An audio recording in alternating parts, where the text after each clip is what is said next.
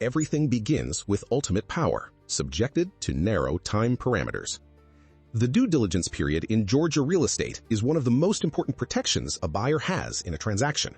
It is a negotiated time window in the purchase agreement that allows the buyer to fully investigate the property and the terms before committing fully. During this period, buyers may complete inspections, review financing, evaluate title and HOA restrictions, confirm insurance availability, request contractor estimates, and assess whether the home truly fits their goals. Most importantly, during this period, the buyer generally has the right to terminate the contract for almost any reason, or no reason, if proper notice is given before the deadline and earnest money is handled according to the agreement. This is also the negotiation phase. Buyers may request repairs, credits, or price adjustments based on findings. The seller may accept, reject, or counter those requests. Once the due diligence period ends, protections decrease significantly. Earnest money may become at risk and termination rights become limited under the contract. That is why timing matters more than most buyers realize. Use the window wisely.